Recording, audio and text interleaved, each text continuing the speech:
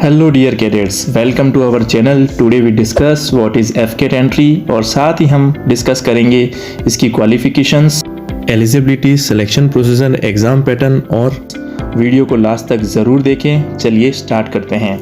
एफकेट यानी air force common admission test, ये एक ऑनलाइन एग्जामिनेशन है जो कि सीडेक द्वारा कंडक्ट कराया जाता है। इस एग्जामिनेशन के थ्रू एयरफोर्स मैन और वुमेन को सिलेक्ट करती है, जिन्हें ट्रेनिंग के बाद technical, pilot, non tech branch as a officer join कराया जाता है।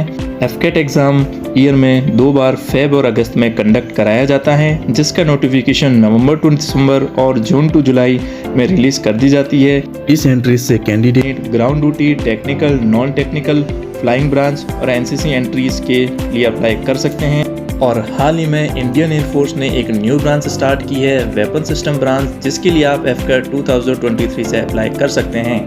चलिए अब बात करते हैं एलिजिबिलिटी की। फ्लाइंग ब्रांच के लिए अनमैरिड मेल एंड फीमेल दोनों अप्लाई कर सकते हैं, जिनकी एज 20 to 24 ईयर्स होनी चाहिए कमेंसमेंट कोर्स के टाइम पे। अगर किसी कैंडिडेट के पास DGCA के द्वारा इश्यूड कमर्शियल पायलट लाइसेंस है तो उसे 2 ईयर्स का एज रिलैक्सेशन कैंडिडेट को मिल जाता है। Through AFCAT in flying branch candidate get only short service commissions और उसके लिए पीरियड ऑफ टाइम 14 ईयर्स होता है। वही फ्लाइंग ब्रांच के लिए कैंडिडेट को मैंडेटरी CPSS टेस्ट को क्लियर करना कंपलसरी होता है। चलिए अब बात करते हैं एजुकेशन क्वालिफिकेशंस के बारे में। 10+2 में मैथ्स एंड फिजिक्स में मिनिमम 50% मार्क्स कंपलसरी है और 60% इन ग्रेजुएशंस और 60% इन BE BTech, या फिर कैंडिडेट ने associate membership of institute of engineers और एरोनॉटिकल सोसाइटी ऑफ इंडिया के सेक्शंस A एंड B के एग्ज़ाम को क्लियर कर रखा हो, या मिनिमम 60% मार्क्स और इक्विवेलेंट।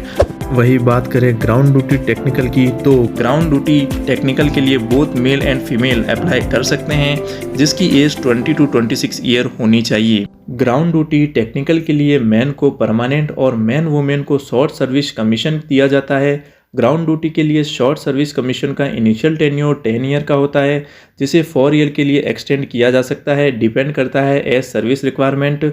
वही education qualification for ground duty non tech के लिए 10+12 में मैथ एंड फिजिक्स में 50% मार्क्स मिनिमम विद 60% मार्क्स और equivalent in 4 year degree graduations और post graduation qualifications in engineering और technology from recognised university. Ground duty technical candidate को AFCAT exam के साथ EKT एग्ज़ाम भी देना पड़ता है, जो कि सेम डे होता है। वही ग्राउंड ड्यूटी नॉन टेक में दोनों मेल फीमेल अप्लाई कर सकते हैं। ग्राउंड ड्यूटी नॉन टेक में भी एडमिनिस्ट्रेशंस, एजुकेशंस और मेट्रोलॉजी जैसी डिफरेंट ब्रांचेस आती हैं।